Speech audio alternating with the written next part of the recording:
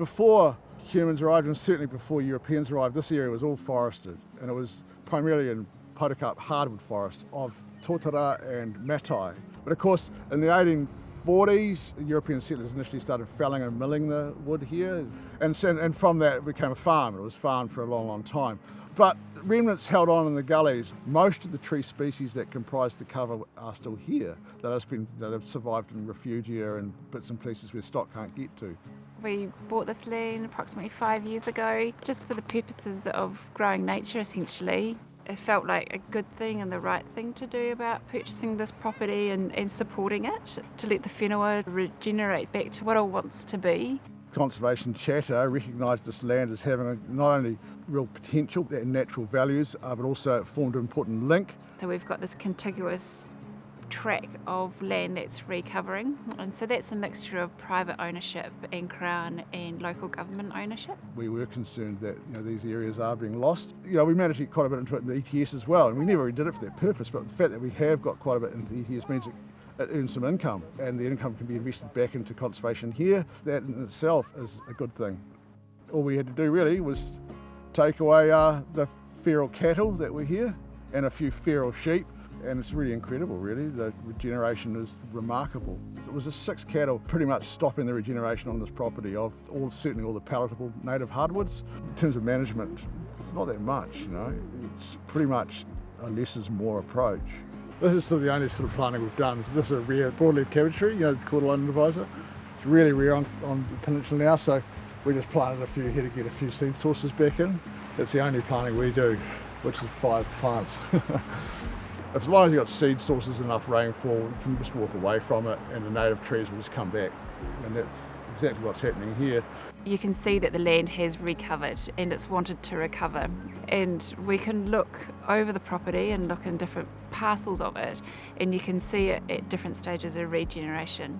The first is down in the valleys where there's streams flowing through, and the bush in there is rich, it's healthy, it's dense, it's cold, it's murky, but it's thriving. Then there's a middle section which is a mosaic of open grassland, gorse, and also those first cereal species that you see with biodiversity regeneration, so Kānuka and Mānuka for example. And then up on the tops it's open, we've still got quite a lot of exotic grasses up there, and that's the window into the future in terms of where we need the regeneration to occur.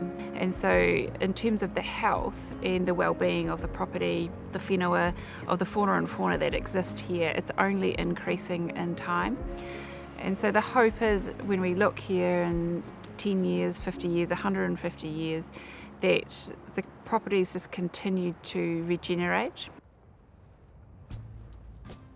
In New Zealand, we can't hide from the fact that humans have had a major impact. Banks Peninsula itself, less than 1% of the original forest remains. So we can't hide from that fact. And if we really want to improve and protect our Indigenous biodiversity, we need to go further than just protecting the last little bits that remain. You don't have to do much to get the native forest back. So it's a wellbeing thing, isn't it? You feel good about that.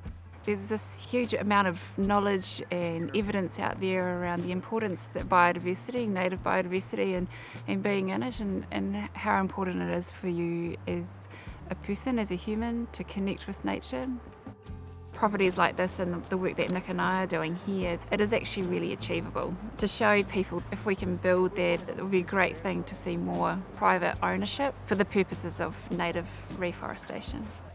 There's all sorts of opportunities to allow engagement from all aspects of the community, which we're open to, about pest control and everything else. This land adjoins the double ridgeline, which is a public track, so it's highly visible. We're working with the Rod Donald Trust to get public access through the property so people can also see nature recovering up close if they want to.